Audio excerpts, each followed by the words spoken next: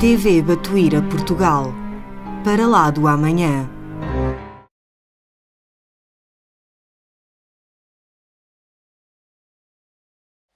Olá, muito boa tarde. É com muito gosto que aqui estou, agradecendo-vos o convite, especialmente na pessoa do Sr. Orlando e da nossa querida Rosarinho, que gentilmente nos convidou a falar sobre o assunto de hoje. Nós queremos inicialmente, antes de iniciarmos, convidar a todos a conhecer o trabalho da Casa de Chico Xavier de Pedro Leopoldo e do portal Saber Espiritismo no Brasil, onde estão disponíveis gratuitamente pela internet podcasts e videocasts, a maioria deles sobre a vida e obra de Chico Xavier. Deixa eu só... aqui, isto. Então, o tema de hoje é a vida extraterrestre, segundo a obra de Allan Kardec e Chico Xavier. É interessante que, mesmo hoje, 160 anos depois da codificação espírita, do lançamento do Livro dos Espíritos, em Paris, por Allan Kardec, este assunto ainda cause espécie. E não sabemos porquê. Porque Allan Kardec, com muita antecipação, tratou do assunto da pluralidade dos mundos habitados. É um dos princípios básicos da doutrina espírita. Se nós pudermos estudar com profundidade o Livro dos Espíritos, vamos ter lá, com muita clareza, a colocação de que temos 14 princípios básicos da doutrina dos espíritos. E um deles é justamente a pluralidade dos mundos habitados.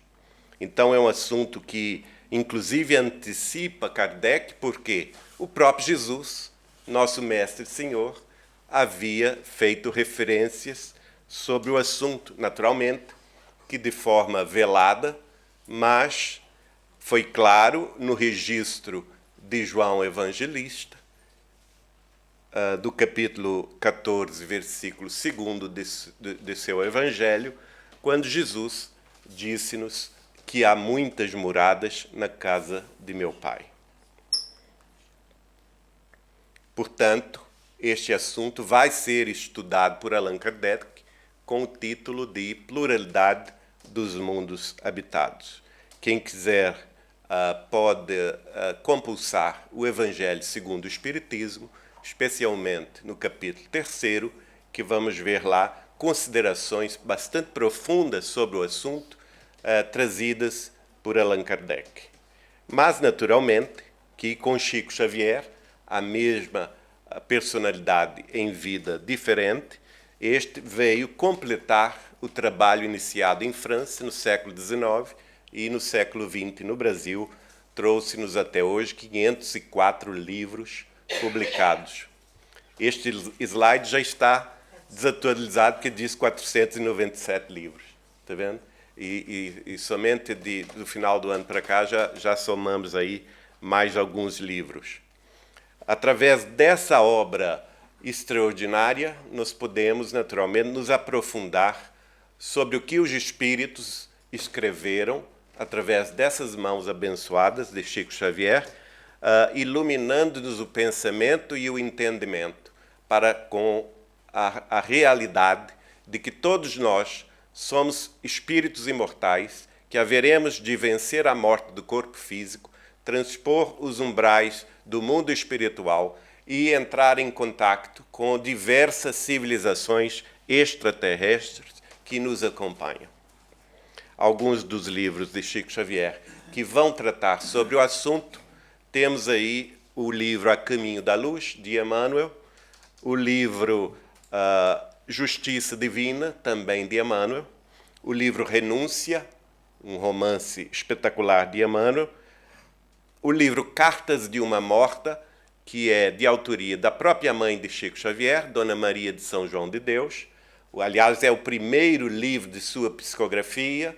Ele começa a psicografá-lo com 17 anos de idade, mas somente vai publicá-lo em 1935 e, portanto, é o segundo livro da publicação de Chico Xavier.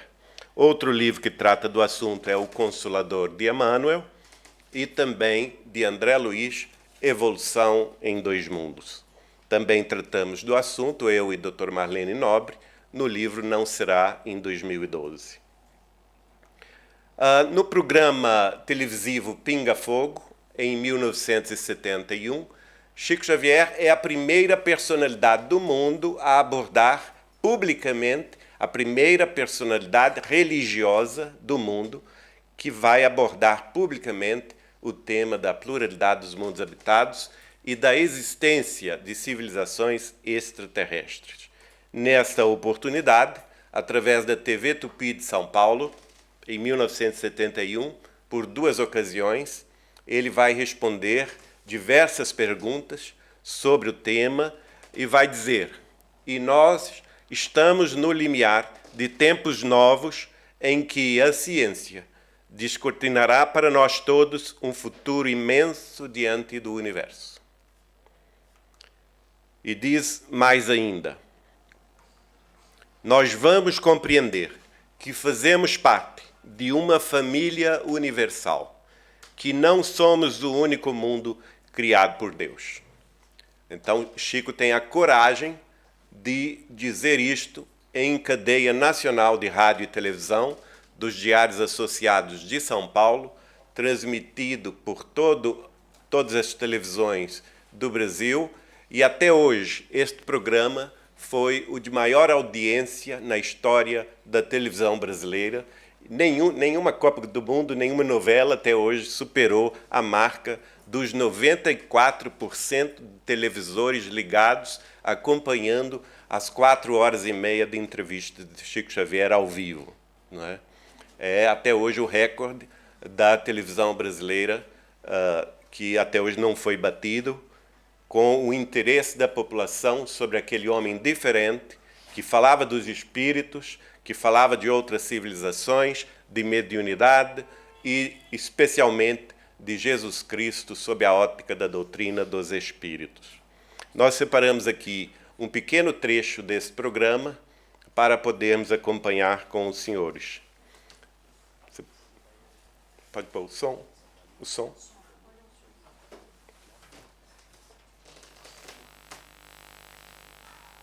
Chico, o companheiro da Globo que formula esta pergunta.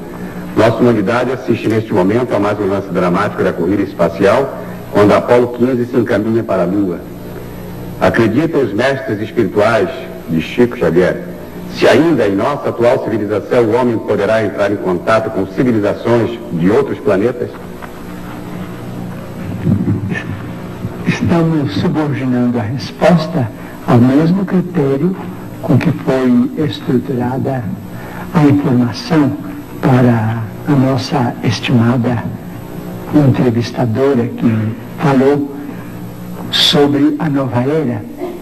Se não entrarmos numa guerra de extermínio nos próximos 50 anos, então nós podemos esperar realizações extraordinárias da ciência humana partindo da Lua.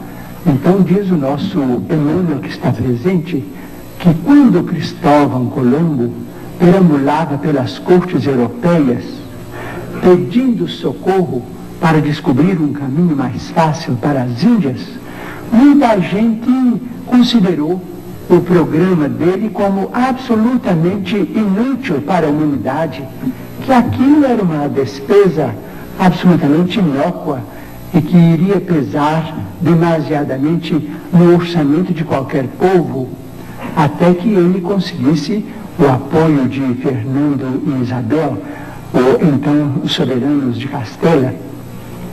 Mas nós hoje sabemos, depois de 5 séculos quase, mais de 4 séculos, a importância do feito. Então nós não podemos também acusar os nossos irmãos que estão se dirigindo à Lua para pesquisas que devem ser consideradas da máxima importância para o nosso progresso futuro, porque as despesas efetuadas com isso serão naturalmente compensadas talvez com a tranquilidade para uma sociedade mais pacífica na Terra, porque se não entrarmos, por exemplo, num conflito de proporções imensas, então na Lua é possível que o homem construa as cidades de vidro, as cidades estufas, onde cientistas possam estabelecer pontos de apoio para a observação da nossa galáxia. Essas cidades não são sonhos da ciência.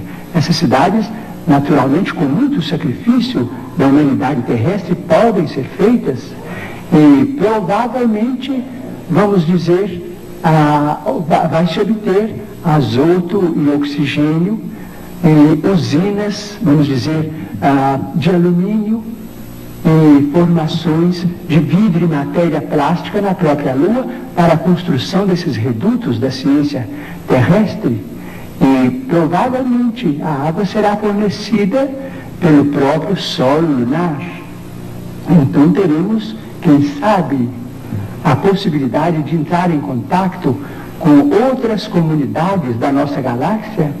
Então vamos definitivamente encerrar o período bélico na evolução dos povos terrestres, porque nós vamos compreender que fazemos parte de uma família universal, que não somos o único mundo criado por Deus. O próprio Jesus, a quem reverenciamos como nosso Senhor e Mestre, disse: há muitas moradas na casa de meu Pai. Portanto, nós precisamos prestigiar a paz dos povos, a tranquilidade de todos, com o respeito de todos, com a veneração máxima pela ciência, para que nós possamos auferir esses benefícios no futuro, talvez mais próximo do que remoto, se nós fizermos por merecer. Poderíamos encerrar a palestra agora. Ele falou tudo, não é? Então, a sabedoria de Chico Xavier nos encanta. Esse testemunho dele foi há 46 anos atrás. Portanto, que antecipação, que visão este homem tinha do futuro da humanidade. Aliás, não sei se vocês repararam, mas durante a palestra dele na televisão em São Paulo, ele fez referência que talvez buscaríamos água no solo lunar. E isto já é uma realidade hoje, não é? Precisamente neste ano de 2017, a NASA descobriu grandes mananciais d'água no solo lunar. Então, Chico Xavier já sabia disso há 50 anos atrás. Estamos, portanto, dentro dessa concepção maravilhosa de que todos nós fazemos parte de uma grande família universal e que diversas civilizações, algumas das quais muito mais evoluídas do que nós, tanto cientificamente, tecnologicamente, como moralmente, e que um dia, lembrando a última frase de Chico Xavier, se fizermos por merecer, a humanidade terrestre naturalmente se integrará a esta comunidade cósmica.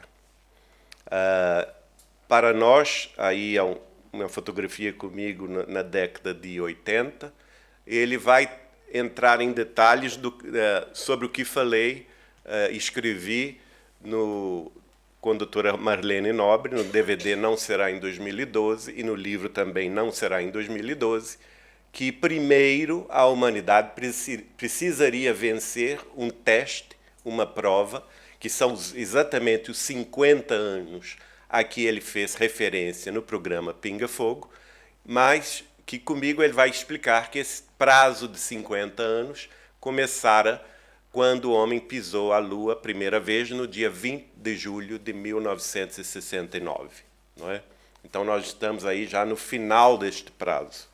E que se, e somente se, vencêssemos esse prazo, esta moratória terrestre de 50 anos, aí sim a humanidade terrestre, sem guerra nuclear, sem uma guerra de extermínio e destruição espantosa, Vocês notaram que por 2 ocasiões ele mesmo faz referência a isso durante o programa, não é?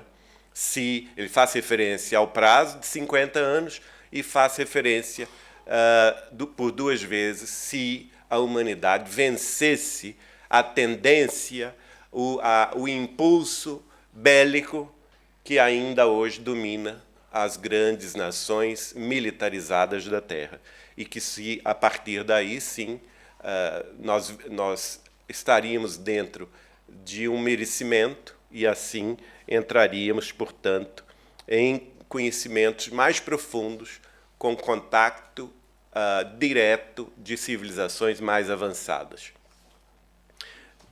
Por isso também fizemos parte do documentário Data Limite segundo Chico Xavier, que veio em DVD e também em livro, enfocando justamente este período de transição planetária no qual todos vivemos. Estamos, portanto, no limiar de uma nova era, uma era de regeneração, que dependerá muito do que fizermos hoje, as suas consequências futuras. Tanto nós, pessoalmente, individualmente, como indivíduos, como coletivamente, em nossas nações, temos uma responsabilidade para fazer crescer, fazer desenvolver a Terra na direção, no sentido de entrarmos nesta era de regeneração. Há muita gente que confunde. A era de regeneração não é uma era de perfeição, correto?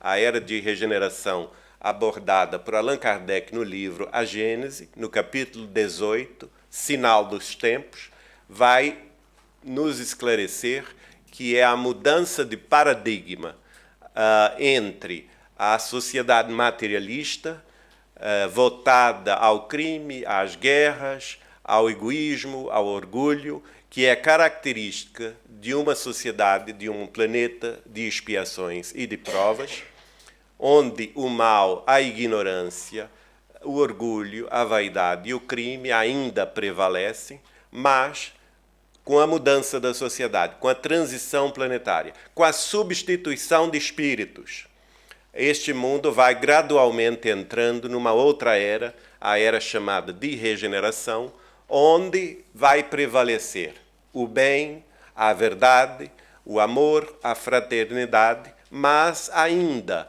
estaremos apostos com dificuldades de ordem moral e espiritual. Portanto, é uma era que se inicia apenas, é uma aurora que está chegando e, segundo Chico Xavier nos dizia, ela vai durar aproximadamente 7.000 anos. Então, temos muito trabalho à frente, não é? Algo que está começando vai durar 7.000 anos, portanto, muitos séculos ainda, para que a Terra um dia seja um planeta da condição feliz, da condição de alegria que merecemos todos. Bom, sobre esta era de transição planetária, Allan Kardec, no capítulo 18 do livro A Gênese, vai se referir no item 10º o seguinte: anunciando a época de renovação que se havia de abrir para a humanidade e determinar o fim do velho mundo, a Jesus, pois, foi lícito dizer que ela se assinalaria por fenômenos extraordinários, tremores de terras, flagelos diversos e sinais do céu. Allan Kardec. Tão claro, não é? Item 10º, capítulo 18 do livro A Gênese. Notem bem o seguinte: há 4 condições que, segundo Kardec, vão assinalar a chegada desta transição planetária. E olhem bem que Kardec não se refere a fim do mundo, correto? Há muita gente que faz confusão. Ninguém falou em fim do mundo, o mundo não vai acabar agora. Graças a Deus, sabemos pela astronomia que a Terra ainda tem algo como 4 bilhões de anos pela frente. Então, temos muito tempo para a evolução aqui na face terrestre. Mas ele se refere ao fim do velho mundo, o fim da etapa de vida chamada de expiações e de provas. Isto é fato. É o fim de uma era, mas é também o início de outra era. É o início da era de regeneração. E 4 pré-condições, segundo Kardec, estão postas por Jesus, naturalmente no seu sermão profético, ao qual, inclusive, a doutora Marlene Nobre se referiu no livro Não Será, em 2012. Fenômenos extraordinários. O que acham vocês? Estamos com esses fenômenos extraordinários presentes? Claro que sim. A mediunidade de Chico Xavier não é um fenômeno extraordinário? Ou será que cada um de nós tem um Chico Xavier em casa? Se tiver, nós já estamos no mundo feliz. É ou não é? E não sabemos. Não temos, infelizmente, não é? Então, essas personalidades extraordinárias vêm de século a século, talvez de milênio a milênio, justamente para fazer o mundo avançar. Tremores de terras. Temos visto os mais numerosos, não é? Inclusive, os geólogos têm dito que depois do ano 2000 há um aumento, um aceleramento dos tremores acima de 9 pontos na escala Richter.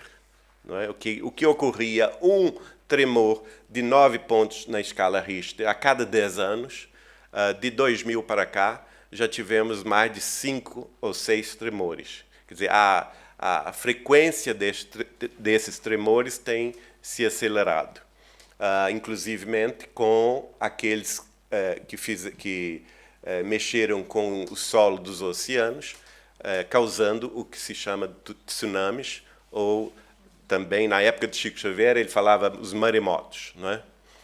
Somente aquele de 2004, às vésperas do Natal, no Oceano Índico, causou a morte de 300 mil pessoas na Ásia. Também vamos nos lembrar de 2011, se não me engano, no Japão, no mar do Japão, aquele tsunami causou a morte, a desencarnação de mais de 30 mil japoneses. Então, outro fenômeno. Flagelos diversos. O que acham vocês? Também estão presentes, não é? Doenças novas, flagelos no campo social, no campo das revoluções, das inquietações também políticas, econômicas e sociais. A grande crise de 2008, que se abateu sobre os Estados Unidos da América do Norte, depois se espalhou pela Europa e pelo mundo todo. Até hoje estamos vivendo consequências econômico-financeiras dessa crise e talvez nos avizinhando de outra, infelizmente. E esta última frase aqui, sinais do céu. O que acham vocês? Que sinais são estes? A própria presença dos objetos voadores não identificados. Curiosamente, nasce uma iniciativa de estudo do fenômeno em 21 de junho de 1947. Aliás, 21 de junho é o dia de quem? De João Batista, não é? João Batista. E nasce nesse dia, então, a busca pelo conhecimento dos fenômenos ufológicos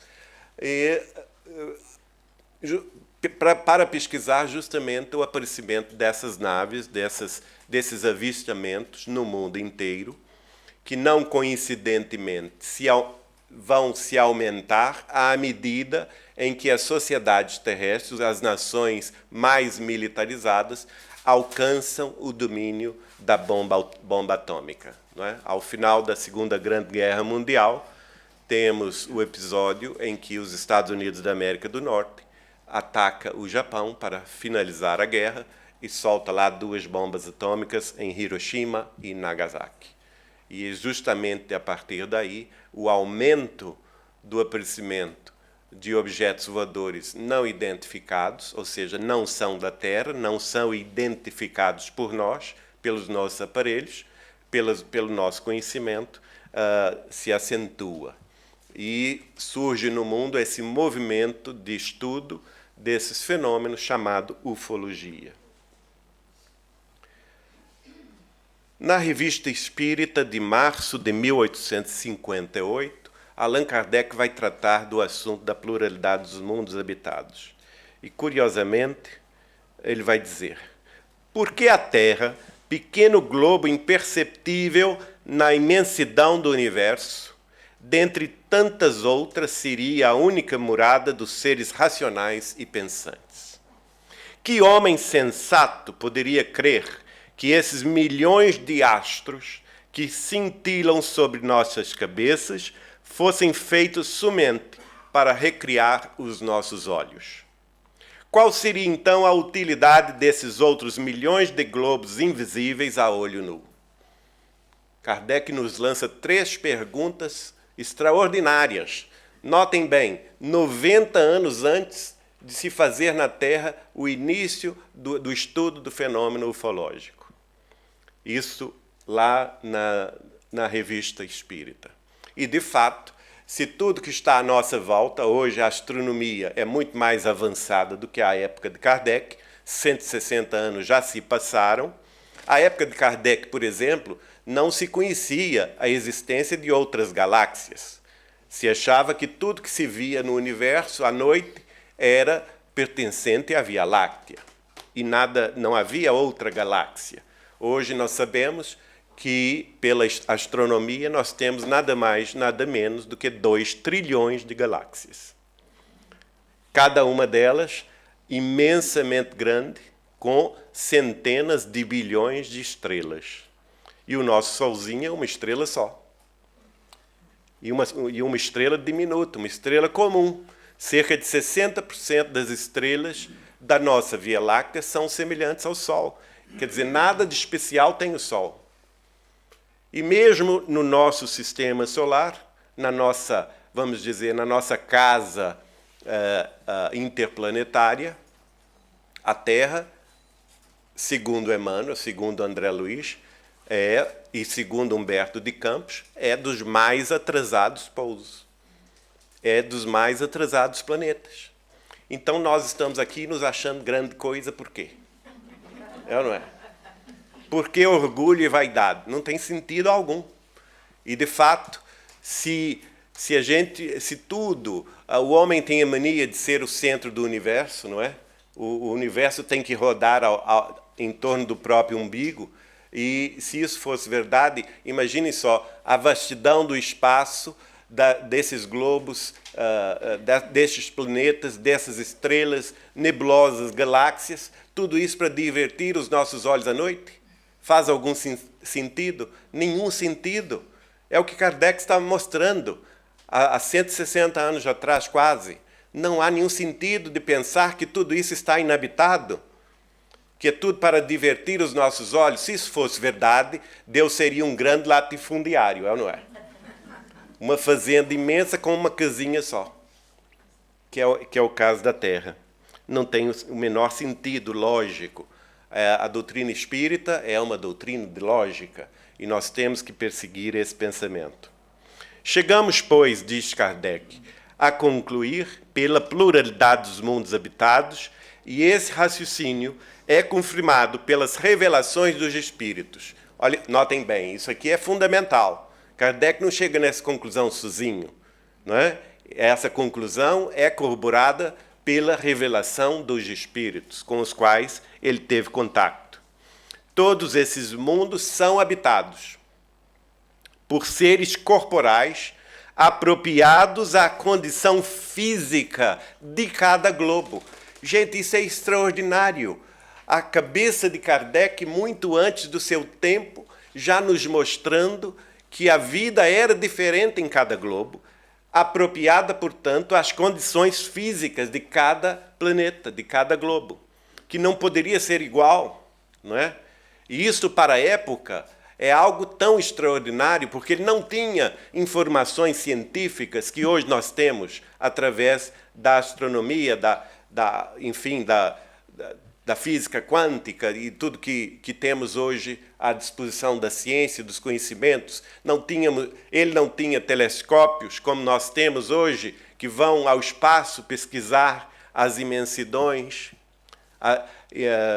pesquisar inclusive também e destrinchar a condição da matéria de cada estrela, de cada globo. E, no entanto, já tinha o raciocínio, naturalmente, pela revelação dos Espíritos, que a constituição física de cada humanidade era apropriada à condição física, portanto, de cada planeta.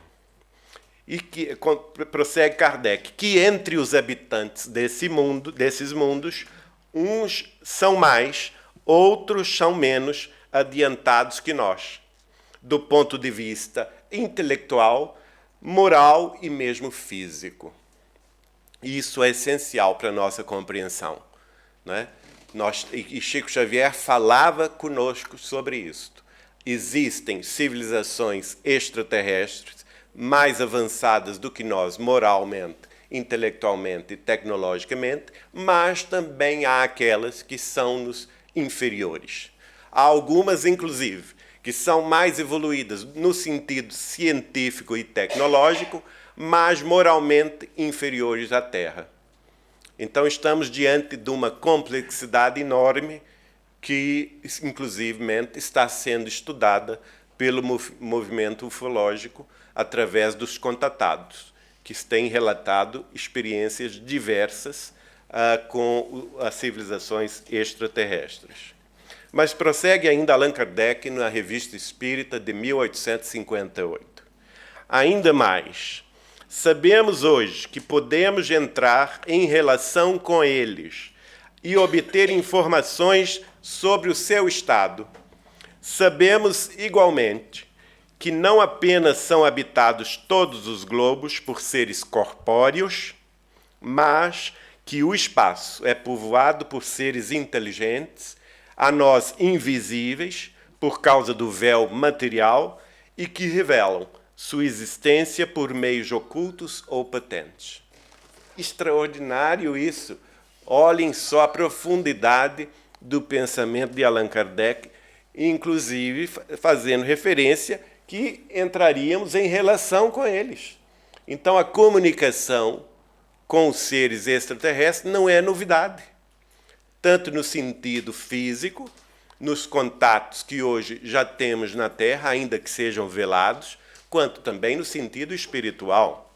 Existe dentro do movimento ufológico um movimento chamado de ufologia espiritualista, em que os contactos com os seres extraterrestres se dão através da mediunidade, através da saída do corpo do médium e da entrada em contato com estes seres pelo próprio médium. Inclusive, Chico Xavier teve experiências nesse setor.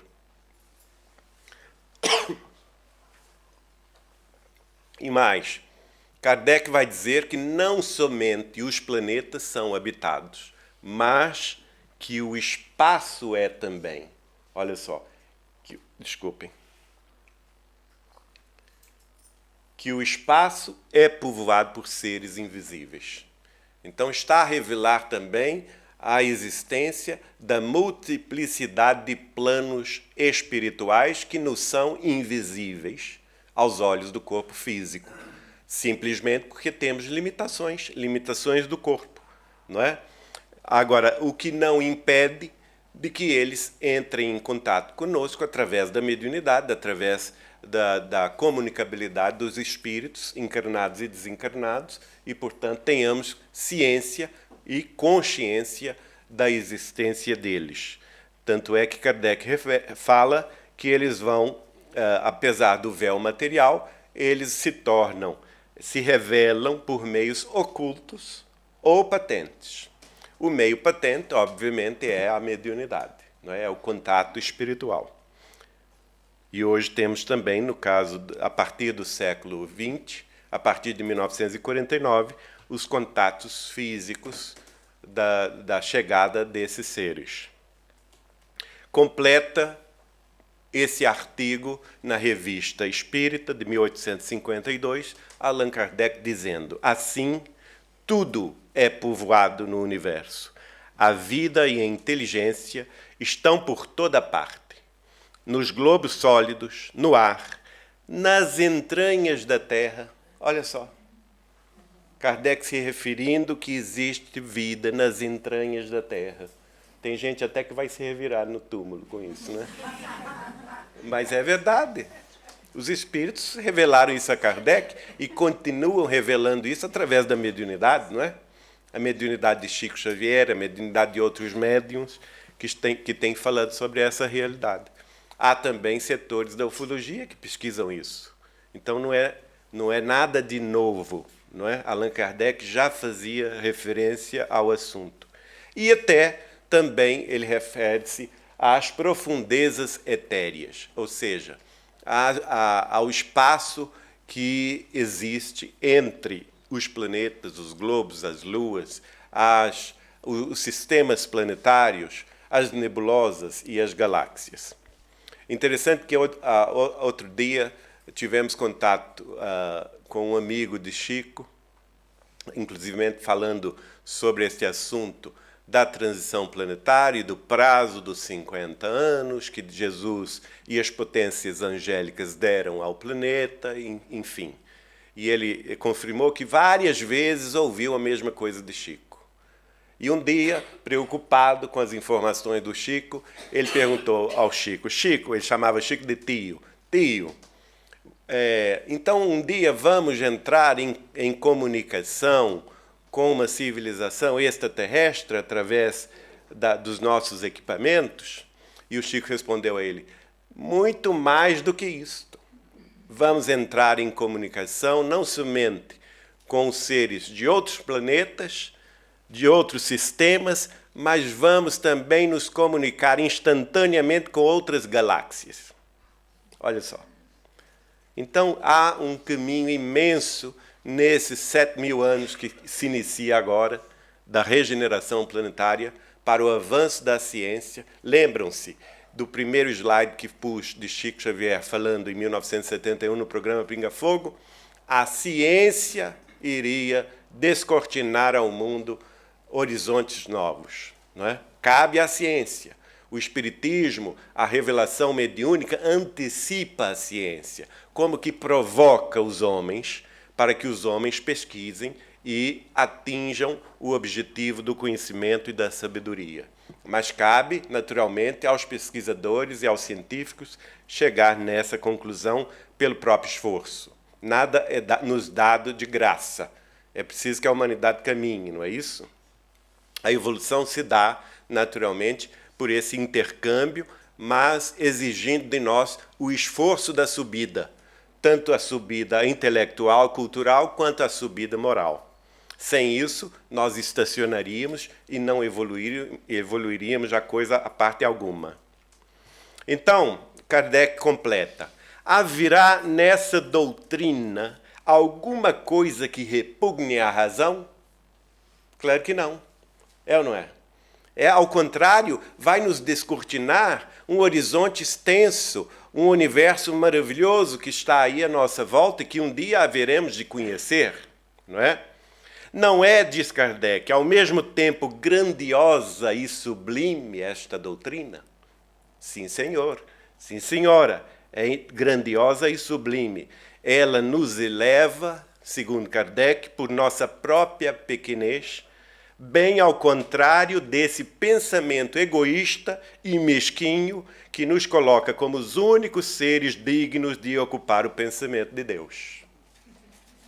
É bem o oposto, não é? É bem o oposto. Aqueles que consideram que a Terra é o único planeta habitado por Deus e o único planeta estão nessa condição ainda, infelizmente, mesquinha e de se considerar muito especial, não é?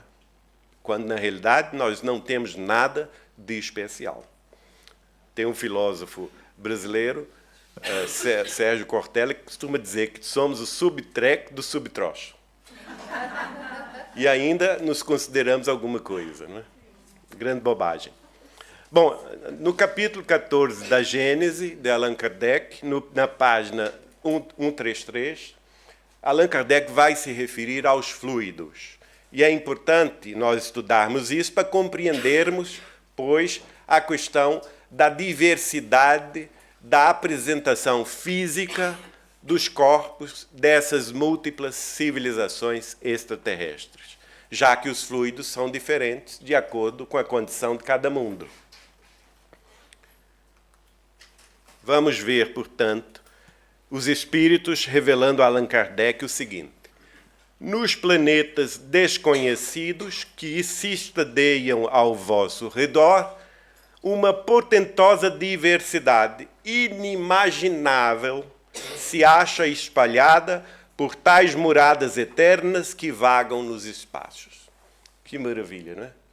É inimaginável a diversidade dos mundos habitados, a pluralidade dos mundos habitados, segundo os espíritos revelaram a Allan Kardec, é simplesmente inimaginável, porque nós, seres humanos ainda tão acanhados, tão tacanhos, não temos cabeça para imaginar a beleza, a profundidade da vida além da vida terrestre.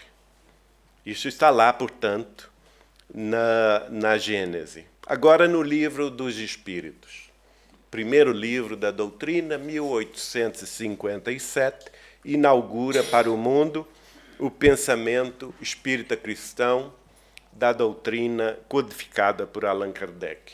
Na questão de número 181, os espíritos vão responder a Allan Kardec o seguinte: os seres que habitam diferentes mundos têm corpos diferentes dos nossos e de acordo com as condições dos mundos em que habitam.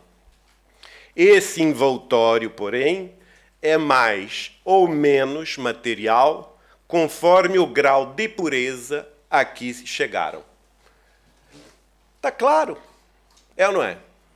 Está muito claro a condição física, de apresentação física dos seres dessas civilizações extraterrestres, são, portanto, muito diferentes daquela que nós conhecemos aqui na Terra, os corpos humanos aqui na face da Terra. Por quê? Porque este envoltório, que envoltório é este? O corpo físico. O corpo físico que reveste a encarnação dos espíritos nessas civilizações é mais ou menos material de acordo com o grau de pureza a que chegaram. Correto? Então, as civilizações mais puras, moralmente consideradas, naturalmente, o seu corpo físico haverá de ter maior sutileza, maior quintessência do que a grosseria dos nossos corpos físicos aqui na Terra.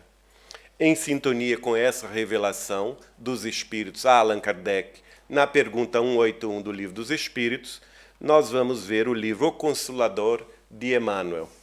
A mesma pergunta foi feita a Emmanuel através de Chico Xavier em Pedro Leopoldo, e na questão de número 73 se colocou: a humanidade terrestre é idêntica a de outros orbes? E o espírito benfeitor de Chico Xavier respondeu: nas expressões físicas, semelhante analogia é impossível, em face das leis substanciais que regem a cada plano evolutivo, mas procuremos entender por humanidade a família universal de todas as criaturas que povoam o universo. E examinada a questão sob esse prisma, veremos a comunidade terrestre identificada com a coletividade universal. Belíssimo, né? Emmanuel consegue ter uma clareza de exposição maravilhosa. Em um período resume tudo, não é? É impossível que nós consideremos que essas civilizações extraterrestres se apresentem como nós. Claro que existem aquelas semelhantes a nós, não é? Mas são minoria. Ele faz referência também à questão dos fluidos, do fluido cósmico universal, quando diz: em face das leis substanciais que regem a matéria, não é, de cada plano evolutivo, portanto, haverá diferenciações de organização do envoltório físico dessas civilizações. Mas a grande e principal questão é a seguinte: Emmanuel está a nos dizer que temos que olhar para esta questão, entendendo que todos nós somos espíritos humanos, independentemente da forma física com a qual nos apresentemos nos mundos vários que estadeiam pelo universo. Todos nós temos que nos considerar como irmãos, filhos do mesmo Deus, do mesmo Pai, filhos do Pai Criador, e, portanto, a comunidade terrestre está, sim, identificada com a comunidade da grande família, da grande coletividade universal.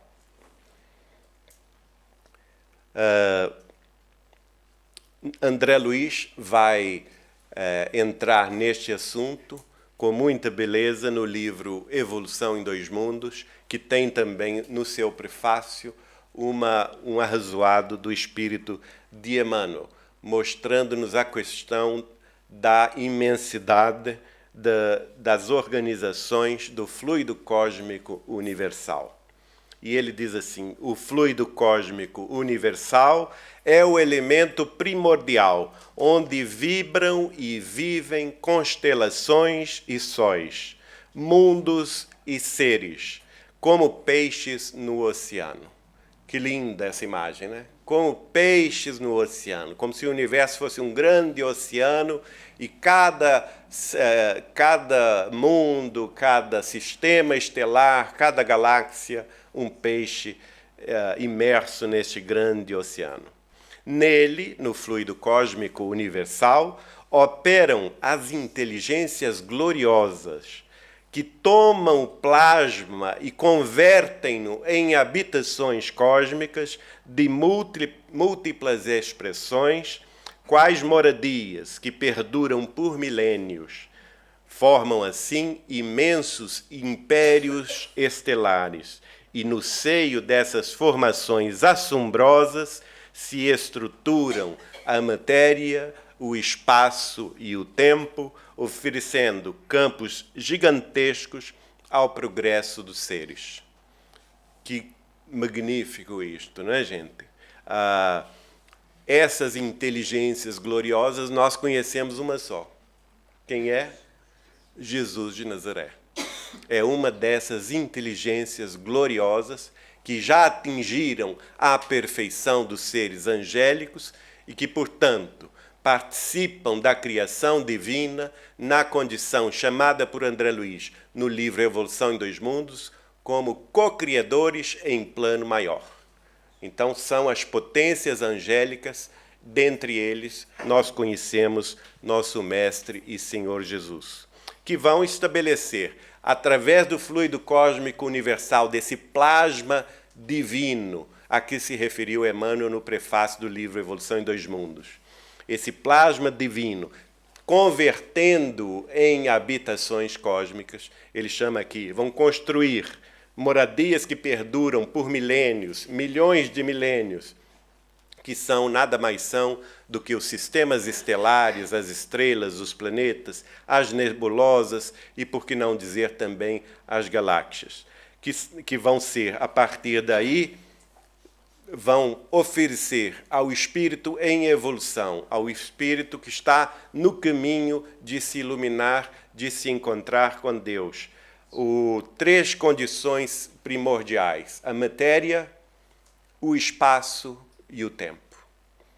E somente se utilizando dessas três bênçãos, a matéria, o espaço e o tempo, é que o espírito pode evoluir para a própria iluminação. Nós atingimos a primeira fase e vamos então entrar no intervalo e retornamos depois. Muito obrigado.